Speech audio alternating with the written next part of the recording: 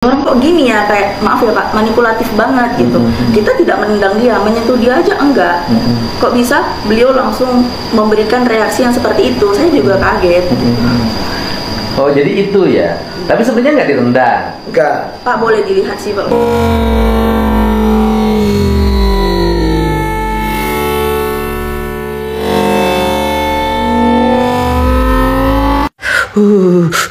Panas dingin guys, panas tiris guys. Ini mie selimut ya, mie selimut. Kagetnya. Ya Allah, kok ada manusia manipulatif kayak gitu? Aduh Bapak Aing. Dari kejadian Yaimim versus Sahara itu ada hal positif yang bisa kita ambil pembelajaran dalam kehidupan. Yang pertama, jangan hidup seperti Sahara. Karena apa? Yang sok-sokan paling kuat, suka memfitnah, suka berbohong, suka mensolimi orang lain, dan tidak punya adab. Percayalah, orang-orang seperti ini suatu saat cepat atau lambat akan dipermalukan sendiri atas kelakuannya. Tapi hiduplah seperti Yaimim, walaupun difitnah, diperlakukan dengan tidak beradab seperti itu, tapi menggunakan ilmu kesabaran dan keikhlasan, maka kebenaran itu akan terungkap dengan sendirinya. Sebab apa? Sebab Tuhan tidak pernah tidur. Tuhan tahu mana yang baik dan mana yang buruk. Ketika yang baik, Tuhan akan mengangkat derajatnya. Kalau buruk, Tuhan akan merendahkan derajat hidupnya serendah-rendahnya. Jadi jangan menjadi manusia yang sok-sokan, jangan menjadi manusia yang tamak, tapi menjadilah manusia yang memiliki akal budi, otak, dan hati nurani.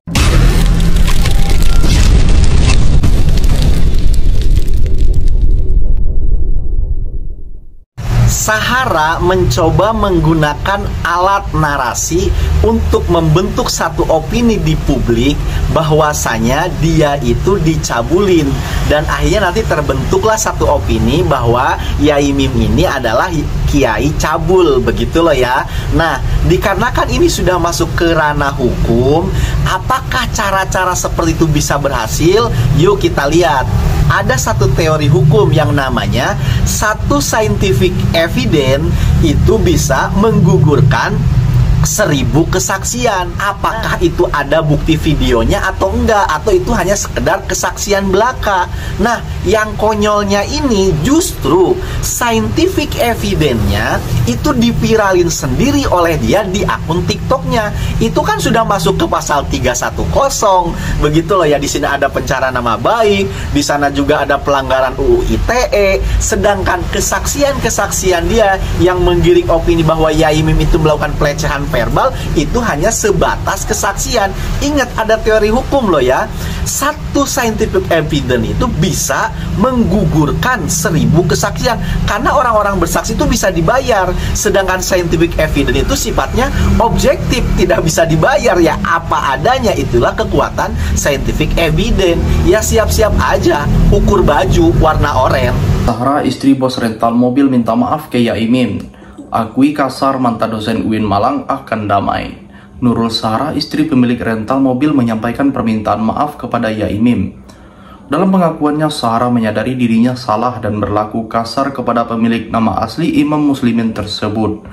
Permintaan maaf Sahara itu saat ia diundang Denny Sumargo di podcast. Sayangnya podcast tersebut urung ditayangkan Denny Sumargo karena sebuah alasan. Momen tersebut terjadi lewat sambungan telepon yang difasilitasi oleh Denny Sumargo. Jadi, bagaimana tanggapan kalian? Tinggalkan komentarnya di bawah. Yaimim meluapkan rasa sedihnya selama ini yang dipendam saat podcast bersama Uya Kuya. Ini videonya teman-teman. Bagaimana perasaan mereka kalau kiainya coba? Iya, ngerti.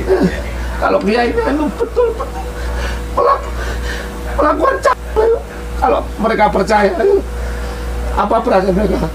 Dan murid-murid, mahasiswa juga pada saat itu mendapatkan video-video itu. Iya, dan dampaknya mereka juga. Dampaknya apa? Iya. Saya Oke teman-teman, ya sedih banget. Aku nggak ikut punya orang tua, tapi sedih banget ngelihat Yaimim seperti itu.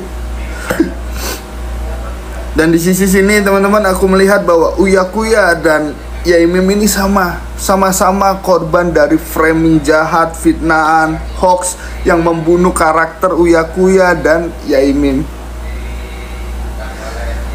Makanya aku selalu bicara sama teman-teman bahwa memaafkan, oke, saling memaafkan, tapi proses hukum harus tetap berlanjut supaya apa? Untuk pembelajaran kita semua, agar tidak seenaknya membuat kabar berita yang tidak benar, memfitnah, menggiring opini yang jadinya hoax, yang membunuh karakter seseorang dan menzalimi orang lain. Dan terima kasih Mas Uya, di suasana yang saat ini masih tidak baik untuk Mas Uya, tapi Mas Uya masih mau meluangkan waktu ya untuk Yai Mim, mencari keadilan, menyampaikan keluh kesah dan meluapkan kesedihannya.